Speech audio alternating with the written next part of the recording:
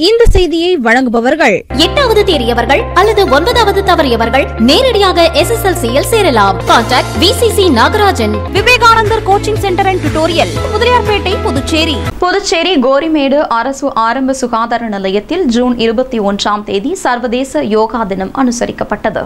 இந்திய பிரதமர் மோடி 2014ஆம் ஆண்டு ஐக்கிய நாடுகள் பொது சபையில் தனது உரையில் யோகாவை நினைவுகூரும் ஒரு உலகளாவிய தினத்தை நியமிக்க பரிந்துரைத்தார்.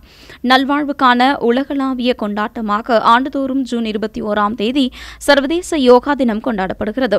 இந்த உலகளாவிய இயக்கம் பண்டைய இந்திய கலையான யோகாவை அங்கீகரிக்கிறது மற்றும் நமது மனம், உடல் மற்றும் ஆன்மீக நல்வாழ்வில் அதன் குறிப்பிடத்தக்க விளைவுகளையும் கலாச்சார மற்றும் புவியியல் தடைகளையும் வெட்டுகிறது.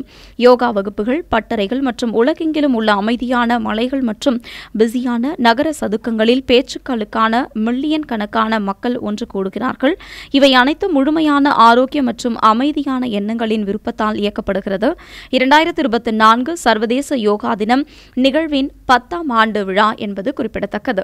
சர்வதேச யோகா தினம் 2024 கருப்பொருளாக சுய மற்றும் சமூகத்திற்கான யோகா என்ற பொருள் யோகா பயிற்சியின் இரட்டை நன்மையை வலியுறுத்துகிறது.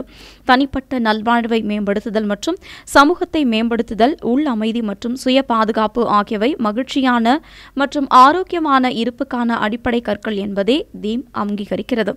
யோகா பயிற்சியாளர்களுக்கு அவர்களின் உணர்ச்சிகளை கட்டுப்படுத்தவும், மன அழுத்தத்தை குறைக்கவும், சுய விழிப்புணர்வை வளர்க்கவும் திறன்கள் வழங்குகிறது. இதன் ஒரு பகுதியாக கோரிமேடு அரசு ஆரம்ப சுகாதார நிலையத்தில் சர்வதேச யோகா தினம் கொண்டாடப்பட்டது. நிகழ்ச்சியில் சுகாதார உதவியாளர் சிவக்குமார் அனைவரையும் வரவேற்றார். செவிலிய அதிகாரிகள் சாந்தி, நிர்மலா மற்றும் பெண் சுகாதார மேற்பார்வையாளர் வாசுகி ஆகியோர் முன்னிலை வகித்தனர். நிலைய பொறுப்பு மருத்துவ அதிகாரி சித்ரா மற்றும் ஹோமியோ மருத்துவர் அருணாச்சலம் ஆகியோர் தலைமை தாங்கினர். யோகா ஆசிரியை ராதிகா யோகா குறித்து சிறப்புரையாற்றி நிலைய அனைத்து சுகாதார ஊழியர்களுக்கும் அடிப்படை யோகா நிலைகளை பயிற்றுவித்தார். நிகழ்ச்சியின் முடிவில் சுகாதார உதவியாளர் ஜெகநாதன் நன்றி கூறினார்.